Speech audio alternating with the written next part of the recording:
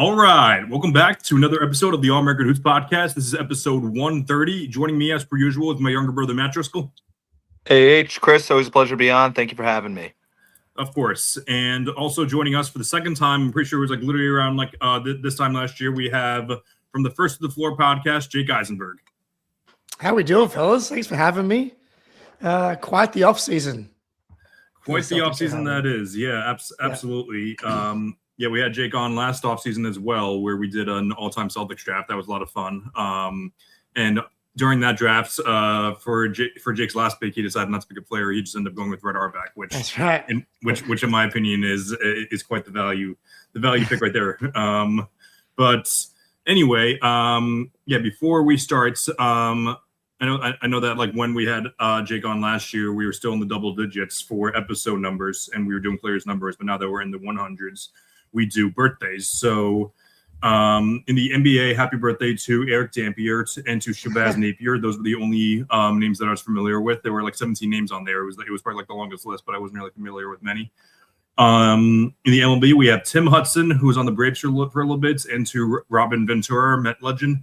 And for the NFL, happy birthday to one of the best cornerbacks of all time, best of our era, Darrelle Revis. Jet legends for those Jet fans watching. That all said, we got it's been one hell of an off season.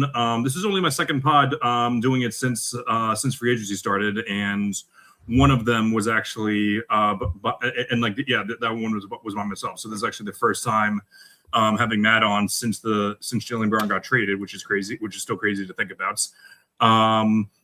And I think it's quite interesting to think about because I don't know what Jake's instant reaction was, but I do know that you've come around to the trade more than anyone that I've seen. You're quite optimistic about it. So I think that'll be the first thing we talk about. Very fitting. So obviously, unless in case you've been living under a rock for the past couple of weeks, Jaylen Brown was traded to the 76ers for Paul George, 2 first-round picks and 2 second-round picks. One of those first-round picks being like an unprotected, or like not unprotected, like a protected first-round pick, which will almost more than likely be the Clippers pick. Who knows how the Clippers are going to be in 2028, given this Kawhi news or fines they're going to get.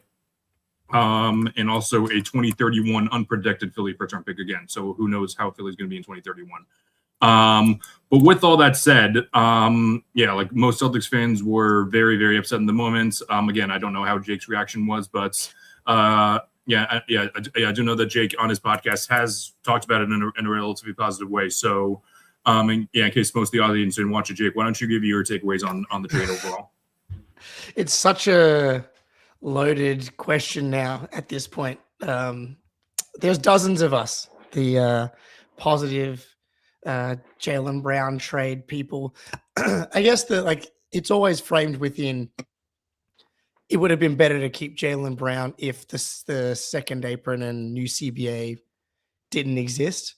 And then I think like the relationship just kind of got to a point where it sounded like they kind of had to do it. So I guess for me, I had gotten to a point where I was kind of ready to move through the Jaylen Brown era, and I was pretty confident that the return for Jaylen Brown was not going to be like what some of the previous era of star packages have been going for, or like a guy that gets 6th in MVP voting typically would be getting in a return. I was pretty skeptical that Jaylen Brown's value around the NBA on a Supermax contract was going to be that of his perceived value among many others. So I don't know. I guess I had grieved and come to terms with it a lot sooner than everybody else had. Like a week before the trade, I wrote an article for Celtics blog saying like Celtics fans are going to be pissed off with the return. And in that article, I also said that the return that they do get that pisses everybody off is still going to be a return that gets them closer to Banner 19. I like the Paul George fit. I like the picks that they got. The optionality, baby. The optionality. I think this team's going to be really good. I don't think they're a title contender this coming season. I don't think they're a title contender with Jaylen Brown, a team that just lost in the first round this year, lost in the second round last year. I think that was maybe my big surprised the reaction is like Celtics fans reacting as if we blew up a title team, and it's a team that lost in the first 2 rounds in the last 2 seasons. Yeah. Awesome. So Matt was like I would definitely say out of like the regulars on the show, he was probably like a little more pessimistic about the deal. We haven't really talked about it since. We've chatted a little bit in our group chat about it, but Matt, why don't you give your overall takeaway on the situation just go ahead. What do you think? Well, Jake, I just want to personally thank you for talking me off a ledge. The first football podcast really helped. A couple days after the trade, it came out. I was like, I'm not going to listen to this yet. I have to just like be angry for a little bit. I was texting my buddy who's a diehard Celtics fan, and we're literally going through the 5 stages of grief. At first, I was like, no way. I got the Shams tweet. I was in the gym. I was like, no, that he got hacked. It was so denial. Then I was so mad. I was like, what the hell happened? And now I'm on stage 3. I'm on bargaining. I'm looking at Paul George tape from last year, and I'm like, there's still a good player in there. Like, I know the health concerns are there. Can he do it for an entire season? But he's pretty good off the ball. He's an underrated playmaker. He can defend still a little bit. I was like, all right, maybe they'll be all right. And I think your biggest takeaway, I mean, the thing that I agree with the most that you just said was they weren't going to win a title this year. The East is going to be better than it was last year, and they couldn't even get by a pretty bad Philly team last year. So I think that's the biggest thing. I think I always say this about a lot of teams, and we're lucky enough as Celtics fans to actually this to be true that the front office knows what they're doing and they know way more than us. I think Brad realizes how much of a bitch that second apron is going to be, especially in the upcoming years. It's just, I was just very shocked originally that his value was so low because, I mean, obviously his analytics on and off numbers weren't great, but he came in 6th in MVP voting. Like, you don't average 28 points, and I don't think you're worth Paul George at first. I mean, coming to terms with it, obviously, I do like the trade a little bit more. I do wish that they got a little bit more value with it, but I do see the vision now, and I'm feeling a little bit better about it. I do think this team's still going to be good this year. It would have been nice if they could have gotten like one more swap or pick, because I'm with you. Like it's a month ago, if you would have showed me this, I would have been like puked in my mouth. But at the end of the day, like everybody in the NBA had a chance to trade for Jaylen Brown, and so I like the 2 picks. Like I think that with the new lottery reform, the Clippers and Sixers both profile as teams that are very likely, are likely enough to be in that like low play in, but like not bottom of the league range. So yeah, I think that they did well considering the market. I guess they could have kept him. I guess Brad and everybody was just like, it's just time. It's just time to move on. And I think I just kind of got there. Yeah, it's interesting because I was in the headspace at the time. I said you don't have to do this, and I was in the you don't have to do this, Brad. And like I was more so in I wasn't more so along the lines of you can't do this. Like Jaylen Brown's like obviously in our minds he's a top like 12 to 15 player. Some people have him like top 7, which I think is crazy, but it's just the thoughts of like I thought like they could have done what they did kind of in 2017 when they waited until August 22nd, I think, to trade for Kyrie. I thought that they were going to really juice it out to make sure that they could get the best possible return. But I don't know what the thought process is. They probably just wanted to move on from an organizational standpoint and like truly understand what's going on. And everything there. So like the thing was, because I just remember at the time and like as I was dissecting it later that night, I said, okay, so when teams make a trade, they want to do one of 3 things. At least one of those three things. They want to improve their roster. They want to get draft capital, and they want to become more flexible financially. So I'll go back to the first one, the roster one. My thought process at first was they didn't get more flexible financially, but it turns out they did because they don't have to extend Jaylen anymore. They're probably gonna Paul George is probably gonna opt into that deal. Whether hopefully has a great season this year and hopefully he boost up his value a little bit so they can flip him for for some type of return since it's an expiring deal. But if not, again, it's not the worst case scenario to have a guy on the book for one more year. And the draft capital one, again, like I really thought we should have gotten more, like another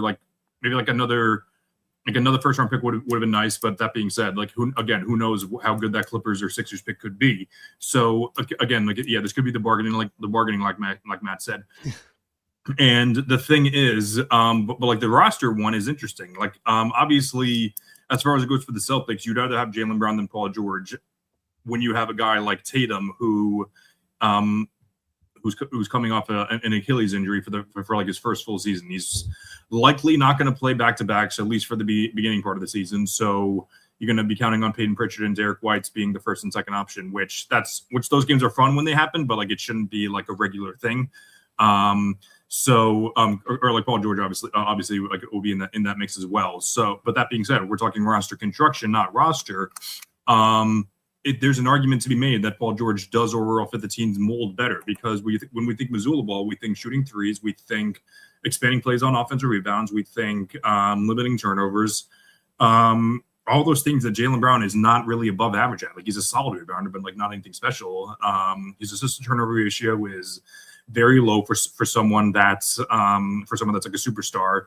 And he's just good, not great 3-point shooter. Paul George had a great 3-point shooting year. He didn't have the best year overall, but there definitely is something to be said about roster fits. And again, like Jaylen Brown's the younger player, and he's like the better number one option, which Paul George might need to be on some nights. But moving in the margins is what they had to do at the end of the day. And time will tell. April is going to tell us whether this was right or not, but. Like at the time of the notification, I thought this was like a D plus at best, but like I think it has potential to be like a BB plus deal for us.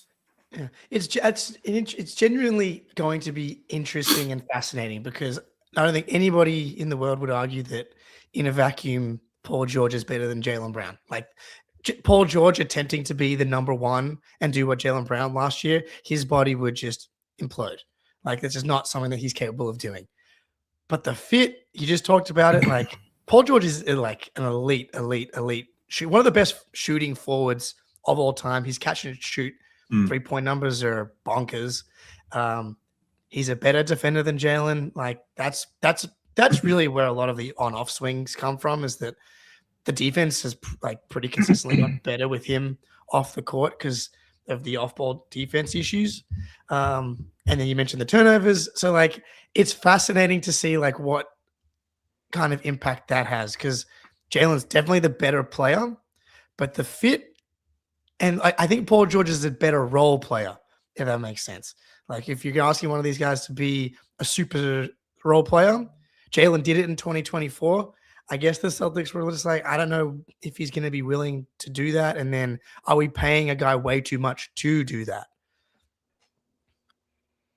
Yeah, I definitely agree. One more thing I was thinking, and it's funny, I didn't think about this until a couple of days ago.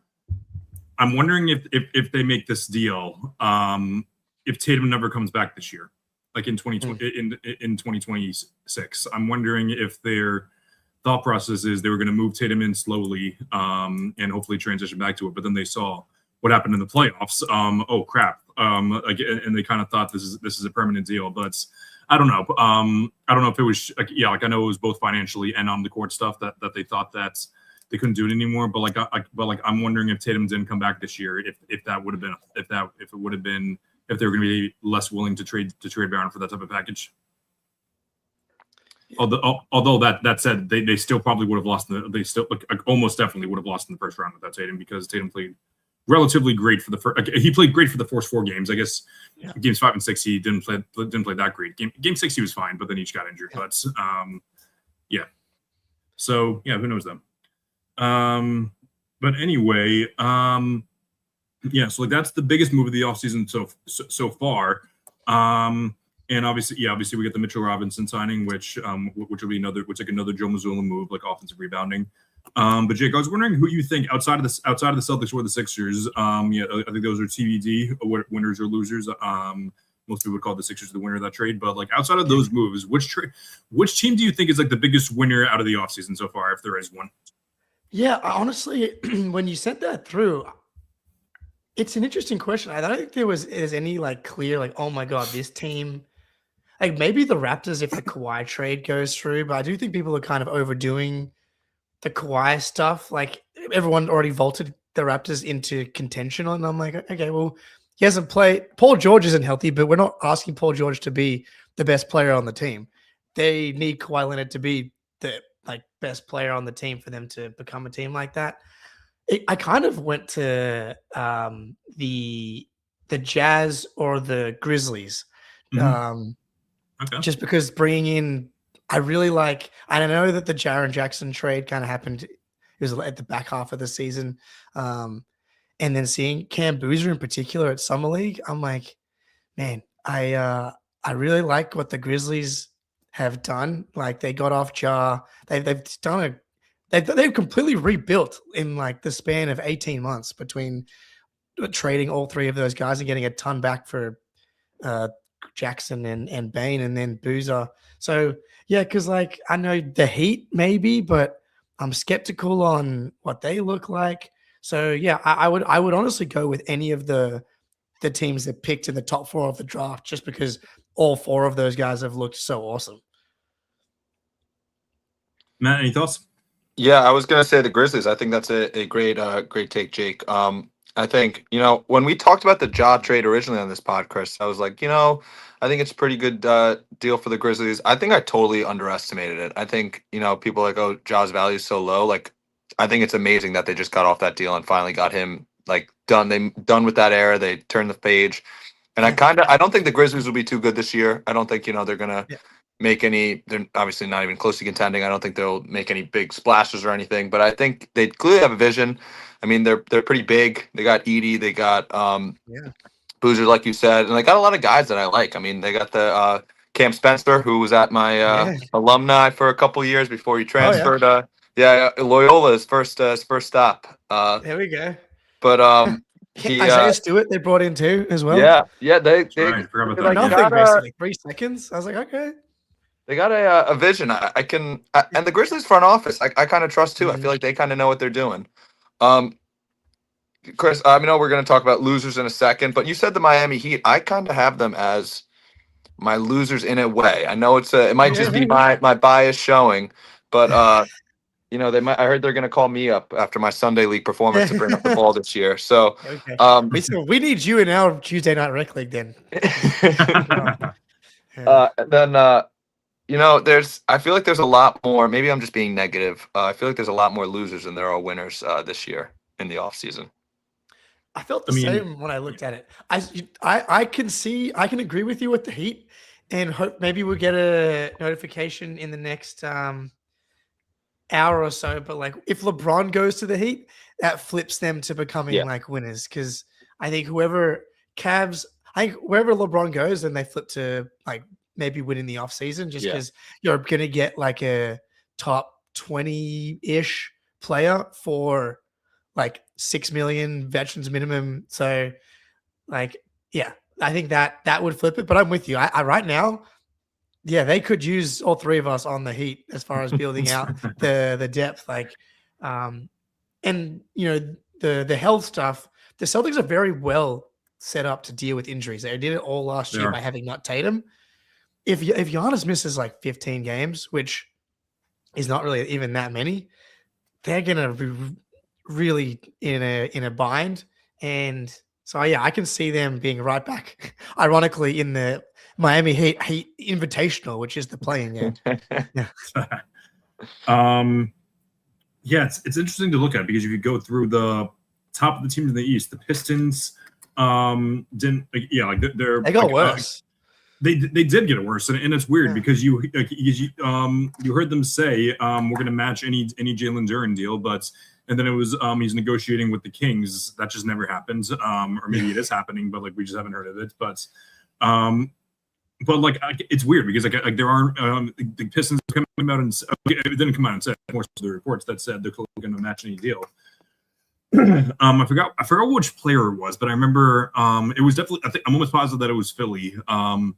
Like Philly offered, I think it was Paul Reed, if I'm not mistaken. Philly had like they were gonna negotiate, like they were like gonna match any deal for him. So Danny Ainge came and swooped in when he was the GM of the Jazz, and he's like, we're gonna overpay the crap out of a Paul Reed, and then it's gonna force the Sixers to match the deal. So it's like Celtic at heart always.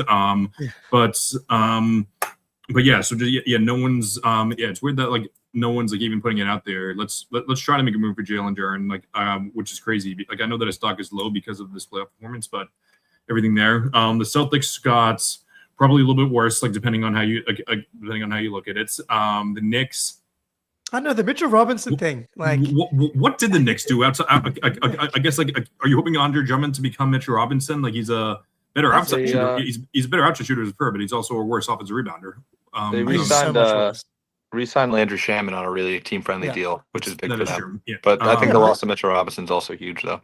They got worse because Cat's always in foul trouble. Like that's the backup big man's become so important in the NBA. Extremely. And now they have Andre Drummond. They also lost Hawk Porty. I know he wasn't good, but regular season needs a body to throw out there. Yeah, he played in the finals. I think the Timberwolves have a chance to be the winners if LaMelo can stay healthy. That's like similarly to the Celtics adding Mitchell Robinson, which feels their like number one need by a mile. They just desperately needed a creator, and they got like an elite creator. It's just whether or not he's able to be healthy, because last season was the first year he was healthy in years, and they only played him 28 minutes a game. So like they managed him, and then like it would make me nervous the fact that like they had their best year in however long, and they were like, "Yep, get him out of here." That being said, he is exactly what the Timberwolves need, and if it goes right, I could see them being being the move that kind of swings a couple playoff series. I also don't hate that move for the Hornets. Yeah, if I'm being told. We talked about it. I'm like, oh yeah, it's a win-win trade, which obviously is never the case. Like some team definitely loses every trade. But the Hornets clearly are like, we're not gonna win a championship with this guy in this era. Like we have Miller and Knipple. Like we should start building around them. Get off this max deal. But I think, I mean, like you said, the Wolves have needed a point guard for years. Old Mike Conley, he's going to be a Celtic legend after this year. Legend. But I think it was time to have a young, real point guard to be a ball handler there. Totally agree there. Let's go to the losers real quick. You mentioned like if a team doesn't get LeBron, I think the biggest losers, if the Cavs don't get LeBron, they're the hands down the biggest losers of the offseason. They did absolutely nothing. They lost Dean Wade to the Sixers. And like I understand like the whole notion of like they just had like the best season, like the best 2 year stretch that they've had since they lost LeBron, winning 64 games in 2025 and then making it to the conference finals for the first time since 2018. Those are very good things. Like I for one was very off the bandwagon of like the fire Kenny Atkinson crowd. Like I do understand that like the whole analytics comment turned people off justifiably, but at the end of the day, you can't fire for it. Just because they're bad at press conferences. But that being said, to do absolutely nothing to get you closer to contention, if you're not going to rebuild, you gotta Matt knows I defend Donovan Mitchell all the time on this pod, but they did do something. They gave him $1 billion. Which is crazy. Like I love Donovan Mitchell, but like is he like a player of his caliber, like a player that size? Is he really going to be? Because like as of now, like there are going to be more contracts that come in, but like the end of that contract, only Shea is getting paid more. Like that's crazy to me. Well, I think it's on one hand, what are they going to do? Like I guess it's just like if they lose Mitchell, then they're really screwed. But we just saw the Celtics tell everybody how they feel about players that are around Donovan Mitchell's talent level, making that much money. Yeah. And they have two similar to the Celtics, Tatum and Jalen versus Mobley and Mitchell, and both are worse versions. I'll give like, but if you compare like if Mitchell is there, Tatum's comfortably better, and I would have Jalen ahead of Mobley as well. So it's like you've got a worse duo and you're paying them 70% of your cap. That was like a you're never winning the title move most likely, but Both Mitchell and Mobley I'm higher on than anyone. Like I think the Mitchell's a top 10 player, and I think the Mobley's heading into the season I had Mobley top 15, but he's probably closer to like just inside or just outside the top 20. Probably closer to outside the top 20. But I would have loved the Jalen for Mobley trade, but I guess that kind of removed the flexibility. I'm curious to see what it would look like when Tatum gets to play with legit someone of that kind of offensive skill. But the Celtics are more Moneyball on the big man spot. So it's like, would you want Mobley for 55 or do you want Mitchell Robinson, Cater, Gaza, and Amari Senak for like 30 million? Yeah, exactly. So I'm going through the standings right now. Is it too much of a?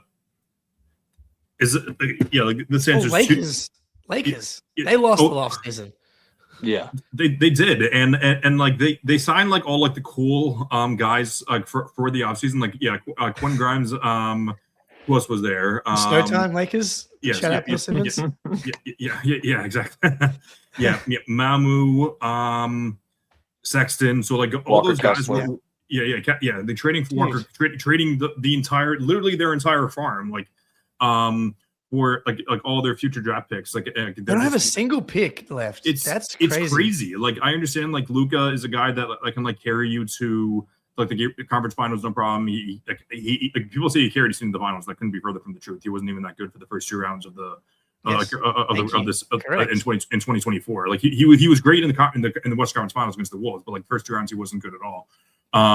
But still, the Lakers are not even close to the Spurs or the Thunder. So like I think their ceiling is personally second round exit. But my entire thing this entire time has been Luka and Reeves are both individually great players. If you're going to give so much money to both of them, I don't know what it's not. I don't think it's the 70% thing, but like it's definitely pushing. I think it's probably in between 50 and 60% of the cap. Both of them are ball dominant guys that don't play defense, and then you just traded all your picks for a great defensive player, which is exactly what you need, but a guy that gets injured. So I don't know what the deal is going to be there, but I think the Spurs and the Thunder are clear number ones. I think after that, probably like a three-way race between the Nuggets, the Wolves, and the Lakers. I'm sure there's other ones that are missing. I don't think the Rockets are on that level anymore. Man, windows shut quick. Well, like, they really do. Sudden, they really do.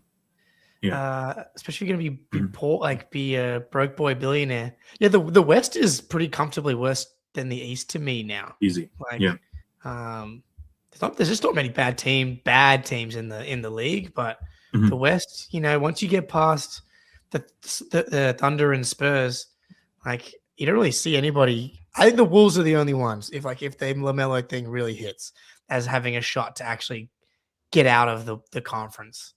Mm-hmm. Awesome. So, and then obviously, I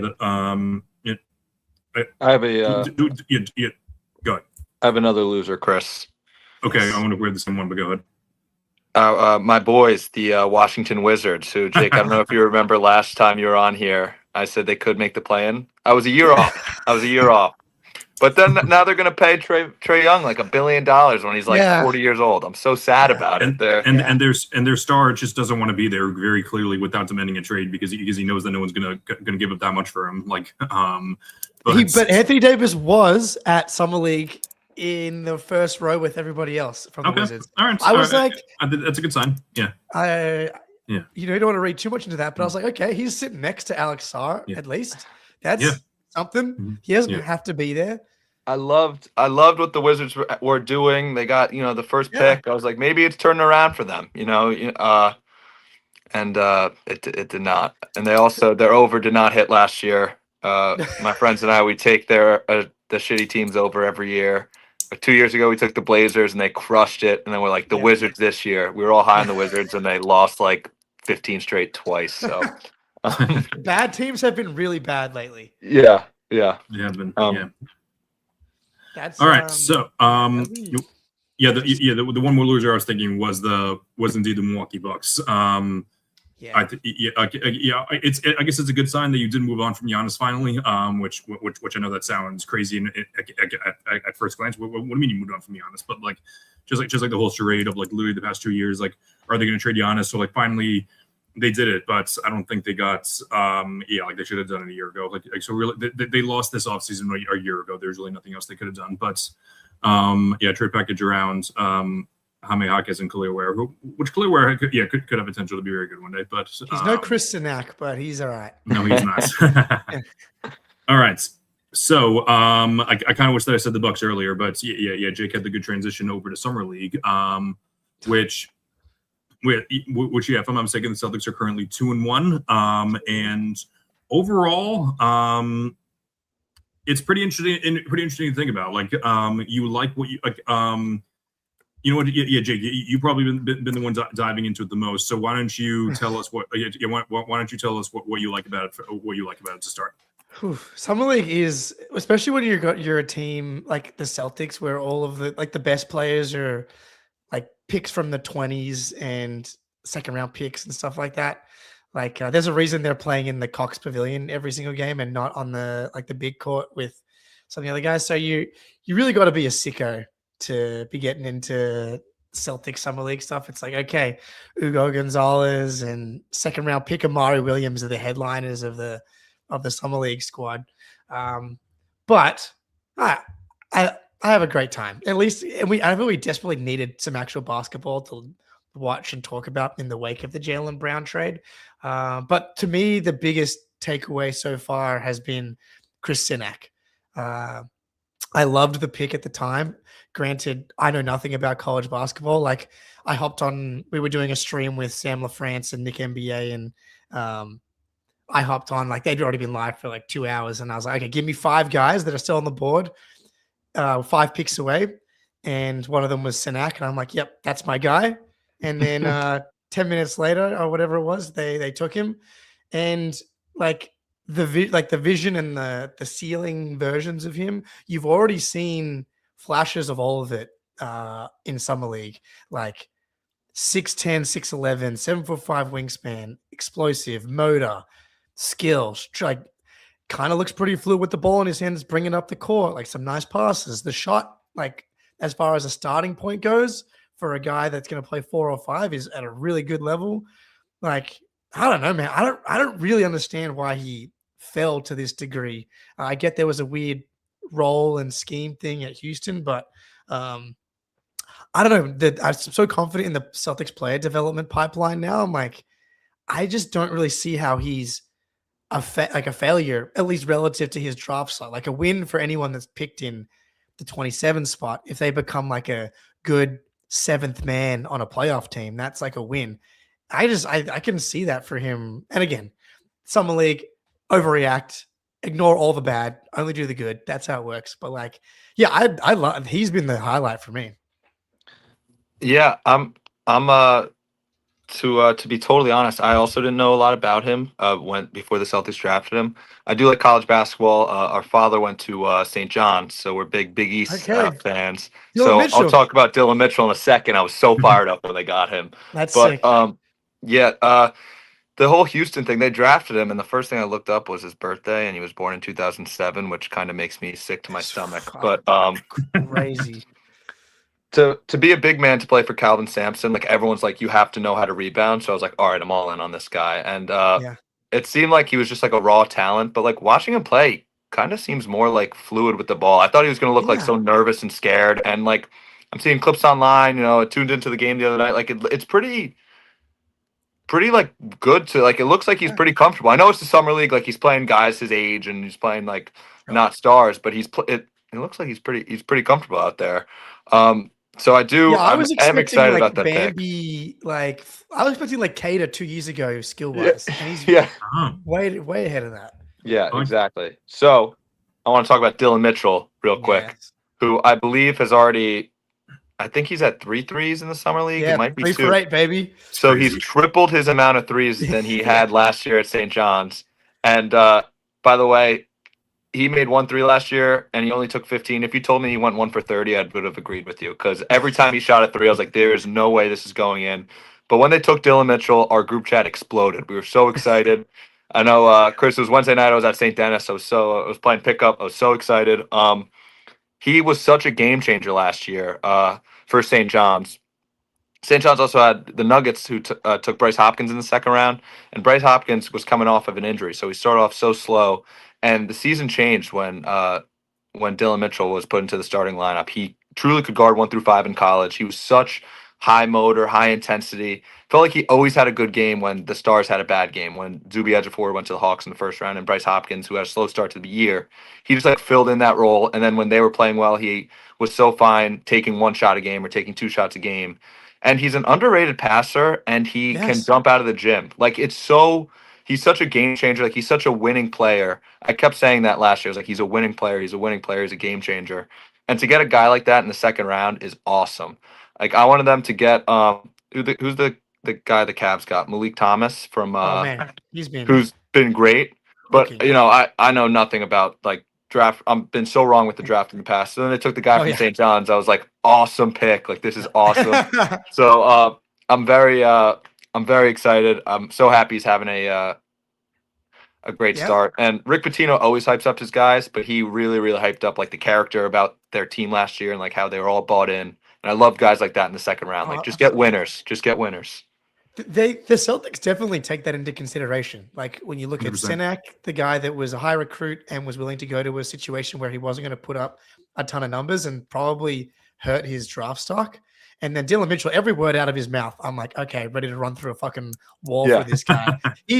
Like the culture piece. Like my dad always says that Brad has a no dickhead policy, and he seems to stick to it pretty much all the time.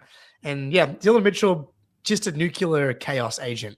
The way that he offensive rebounds, forces turnovers, the athleticism, the way he anticipates passing lanes. It's going to be interesting to see.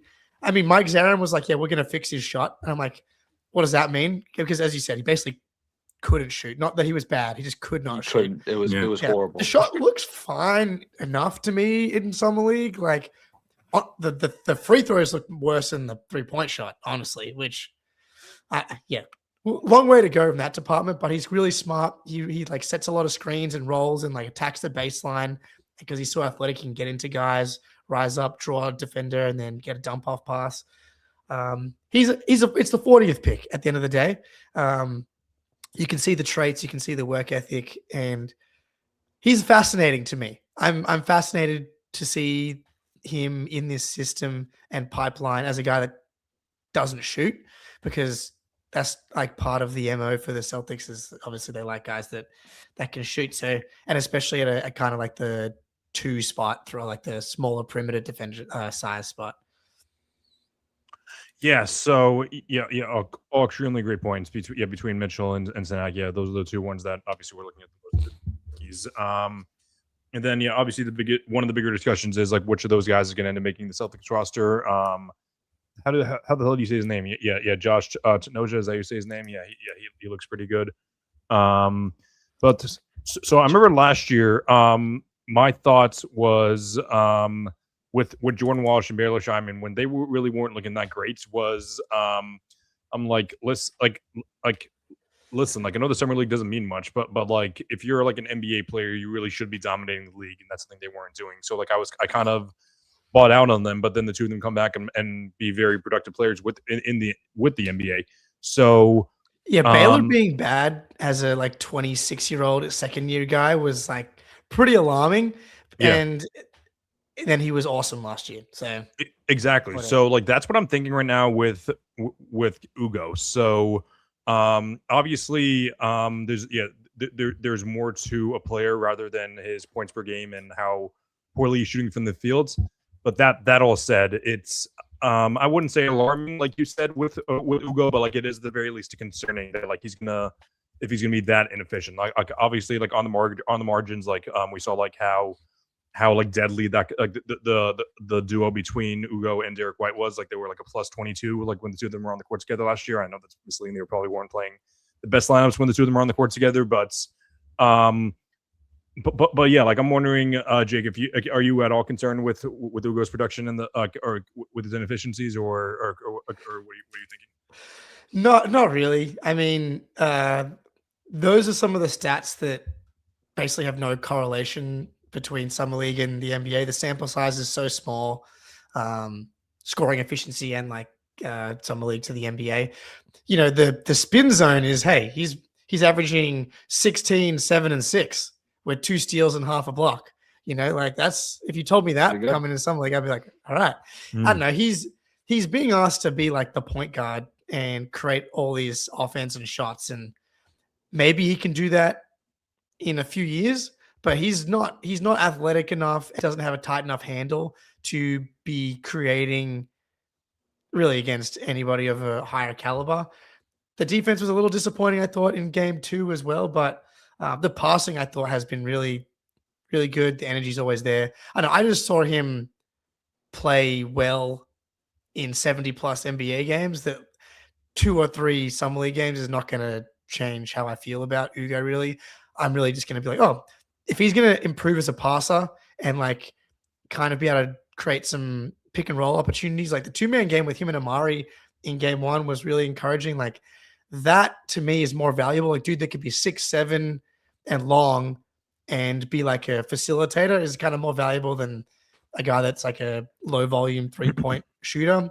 And then obviously we know about the defense and the rebounding. Yeah, I feel good about Ugo still. I'm not letting.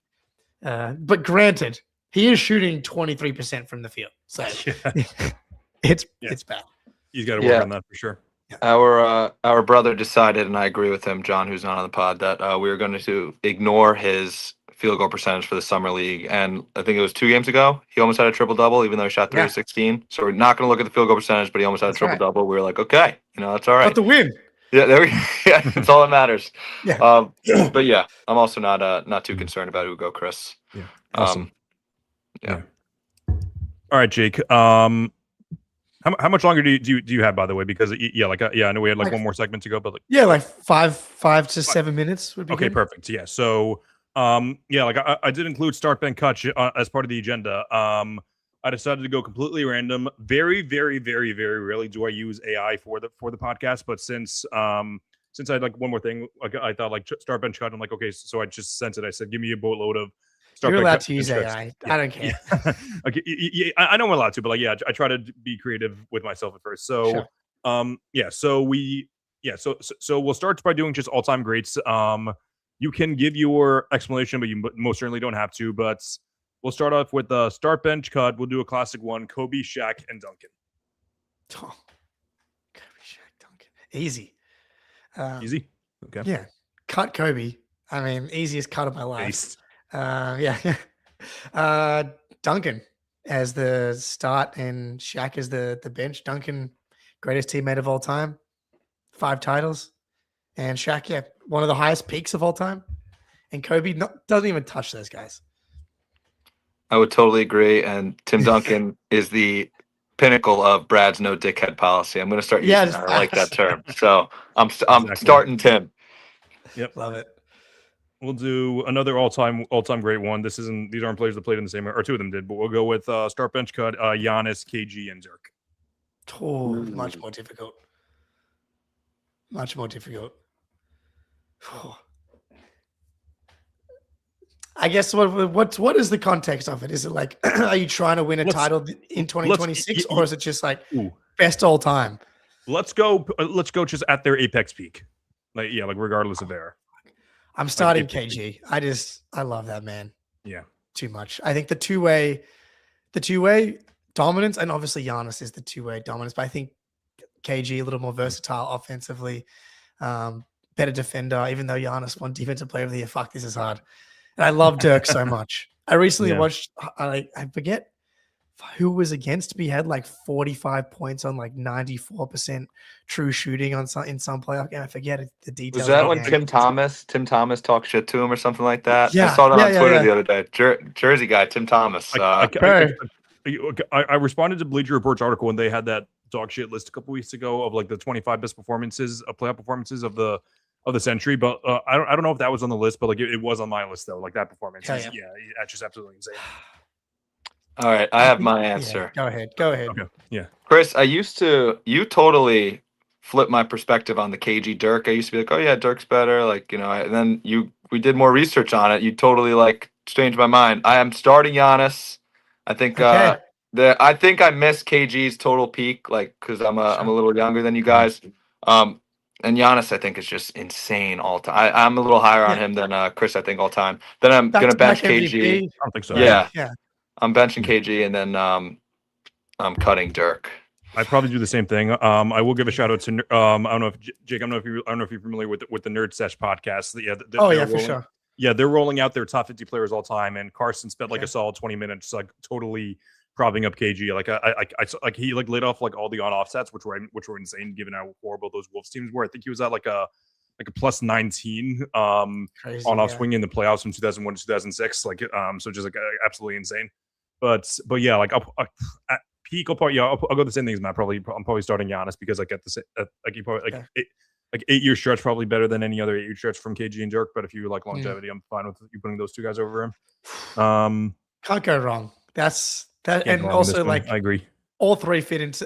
Does Giannis fit into the no dickhead policy? I don't know. I don't know if he does or not. Yeah, the missing the being late for the plane stories of Miles Turner. True, yeah. I don't know. He was trying to get traded, so I was willing to let it slide. All right, let's go to guards now. Let's do I'll do these three guys. Let's go Chris Paul, Steve Nash, Jason Kidd. Ooh. Who was Simmons was talking about it on his pod the other day, and Steve Nash, and how he thought he should be higher on his all-time pyramid. Yeah, he said the Brunson was ahead of him, which I think is crazy. Again, this is really hard for me. I think I would have Kidd at the bottom.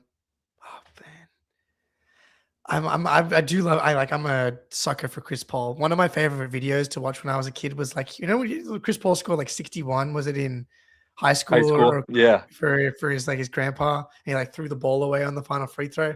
So that always has a special place in my heart. I'll go CP3, incredible floor raiser, and then Steve Nash. I just love his game. The 7 seconds or less. Suns. And I would not pretend to be an historian of the game. And like, I'm sure someone's probably listening to this being like, call me a fucking idiot. But this is all based off vibes for me. Yeah, I would do Chris Paul, even though he doesn't fit into the no dickhead policy. I would start him. I would bench Nash. And, this is also counting Steve Nash being a horrible coach for the Nets team and helping the Celtics run with their 2022 run. That was nice. And I'll cut Kidd. I mean, Jason Kidd did however help with the Celtics. Actually, that is true. That was in 24. It wasn't. Yeah. Sure. He tried to sow division by calling Jalen their best player. Exactly. Yeah. He did try to do psychology. Yeah. All right. So we'll do two more, and these ones will be very, very specific. So first, we'll do championship runs. So 2011 Dirk, 2016 LeBron, 2019 Kawhi. Shit. Making these difficult. I think I got to go 2016 LeBron just because that is probably one of the greatest playoff runs that's ever happened. And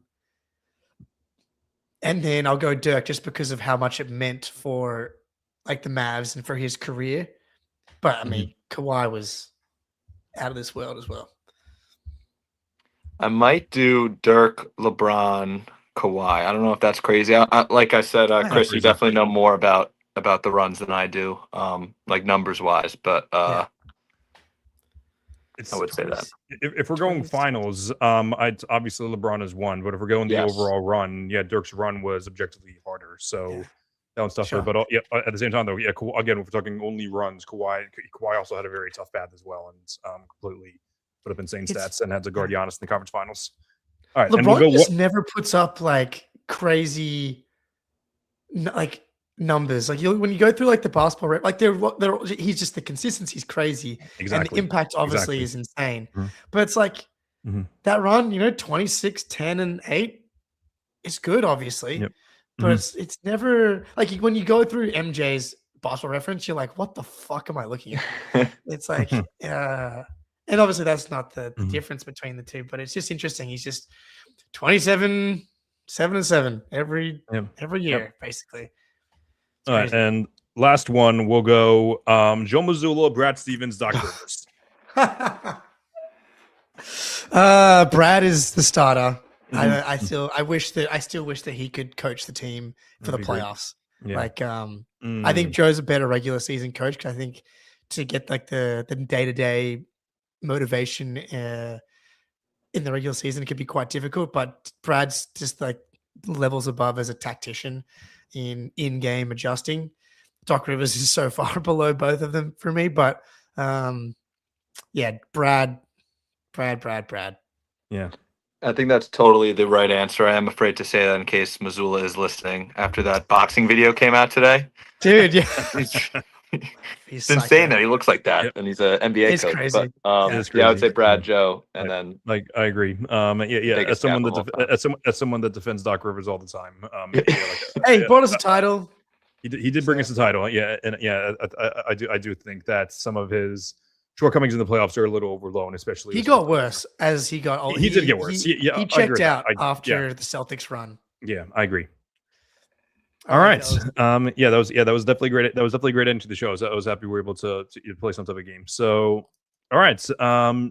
Jake, appreciate you coming on again. Definitely another great episode. So we're thrilled to have you back on. And we'll have you on again same time next year. We'll be, I was gonna say let's do it again same time next year. Yeah, we'll let you know. But Beautiful. All right, Matt, always a pleasure as per usual. But make sure to follow me on all social media platforms at All American Hooper on Instagram and TikTok, at American Hooper on Twitter.